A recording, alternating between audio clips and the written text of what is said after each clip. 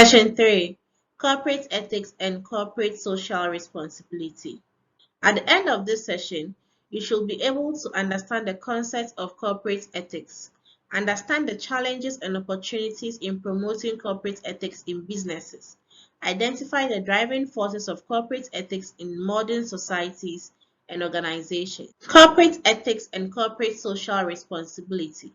Corporate social responsibility is a perspective that acknowledges that the responsibility of a business encompasses the economic, legal, ethical, and citizenship expectations of a society in which the organization is found in.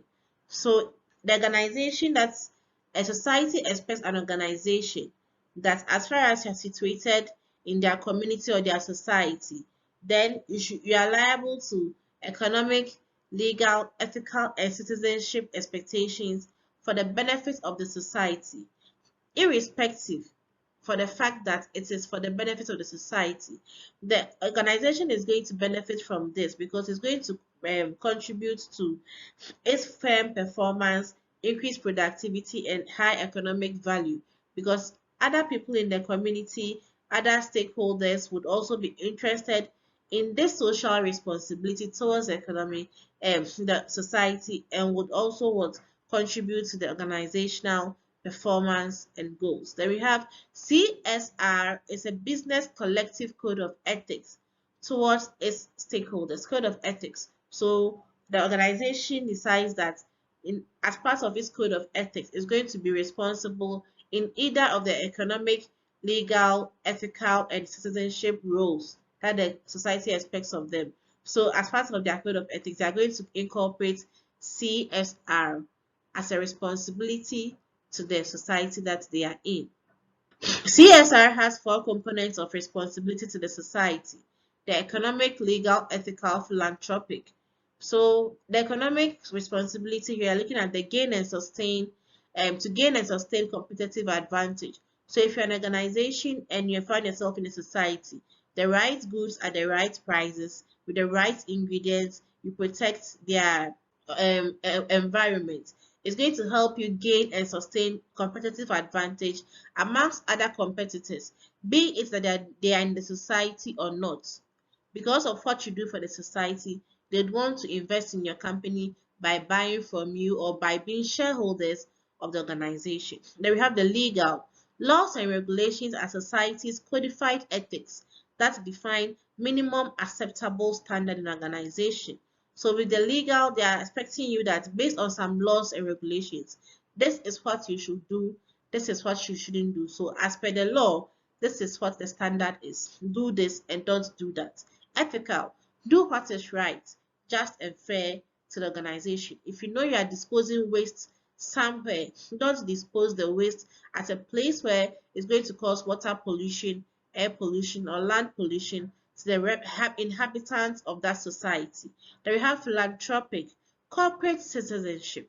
So if the society says there are no street lights, so we are taking money to buy street lights, you have to contribute. It's part of your responsibility towards the society. Our road is not good, so you want to construct the road.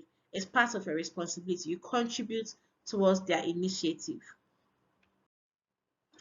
Social responsibility is a manager's duty to take actions that will benefit the interests of society as well as of the organization. Social responsibility. So here is you, the manager, your social responsibility to ensure that the organization is taking actions that will benefit the interests of the society as well as of the organization. It's very important. So as a manager, you have the social responsibility towards the society and to your organization.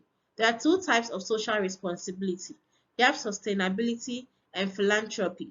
Sustainability here we mean economic development that meets the needs of the present without compromising the ability of future generations to meet their own needs. We've talked about sustainability. So how you meet your needs now, ensuring that there is enough resources to meet the needs of the future generation yet to come.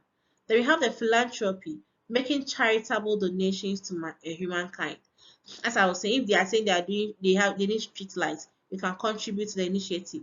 their road is not good. You may have the nice vehicles that can work on those roads. However, they are people that work. They're always working. The road is dirty. So they need to quota it. So you can contribute towards their initiative. So charitable donations can give scholarship to needy students or people in the community. You can extend some um, percentage to people to employ in the community. So if you have HND and they want administrators, so if the job description doesn't allow for administrators to have HND, at least as part of your charitable donation, you can employ one person and the person can go to school and train on the job.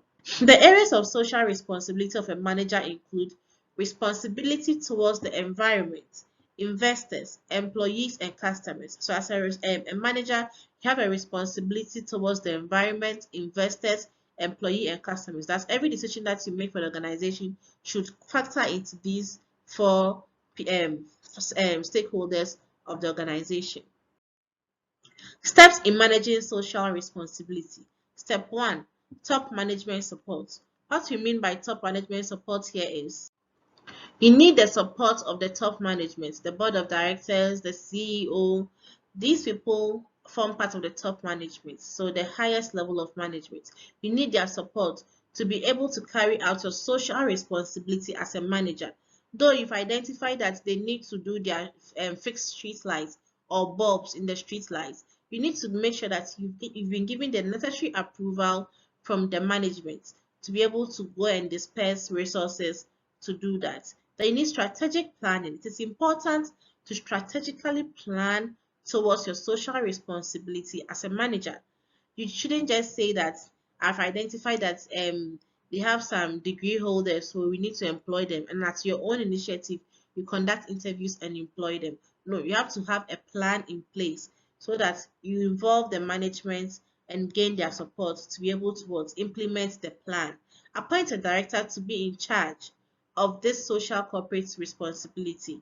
So as part of your social responsibility, you need to appoint a director who would be in charge in implementing the plans and whatnot. Social audit. Here what we mean is an organization systematically looking at how you are using the funds allocated to specific social responsibilities for the society.